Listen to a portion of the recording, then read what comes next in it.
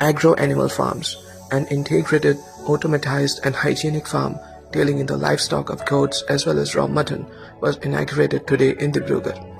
Touted to be a game changer in this industry, the farm pays a lot of attention to health and hygiene.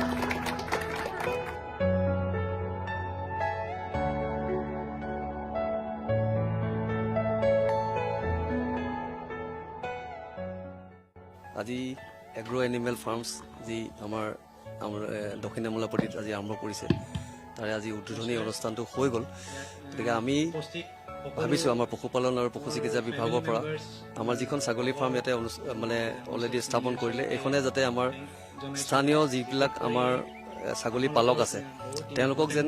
যিটো আমাৰ আজি উন্নত জাতৰ পোৱালিৰ যথেষ্ট আমাৰ ডিব্ৰুগড়ত দৰকাৰ হয়, উন্নত জাতৰ পোৱালিটো যাতে আমি এইখন ফাৰ্মৰ পৰা যাতে প্ৰডাকশ্যন মানে কৰিব পাৰে তাকে মই তেওঁলোকক হেৰি কৰিছোঁ, মানে আমাৰ ফাৰ্মাৰজনক যথেষ্টভাৱে ময়ো আমাৰ ডিপাৰ্টমেণ্টৰ পৰা তেওঁলোকক উদগনি জনাম বুলি আমি কথা দিছোঁ। আৰু আমাৰ যি স্থানীয় যি পশু চিকিৎসক আছে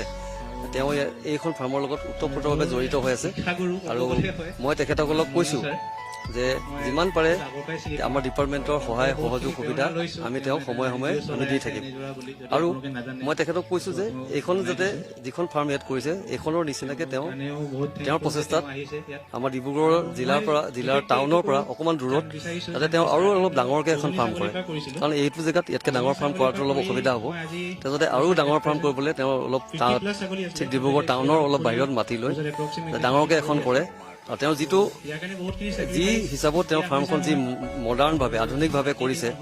তেওঁলোকৰ তেওঁ যিটো টাইপৰ ঘৰ বনাইছে এই টাইপৰ ঘৰ যদি তেওঁ বাহিৰতো বনায় বা তেওঁ যদি এই টাইপৰ ঘৰ যদি আমাৰ ছাগলী পালকবিলাকে বনাই লয় তেতিয়া মই ভাবোঁ আমাৰ জিলাৰ যিমান ছাগলী পালক তেওঁলোকে যথেষ্ট লাভৱান হ'ব। গতিকে মই তেখেতক পালকজনক মই অনুৰোধ কৰিছোঁ তেওঁ যাতে ইয়াৰ ছাগলী মাংসৰ যিখিনি প্ৰডাক্ট বা যিটো ছাগলীৰ গাখীৰ এইটো যাতে অলপ কমাৰ্চিয়েলি তেওঁ ব্যৱসায়িক ভিত্তিত লৈ যাব পাৰে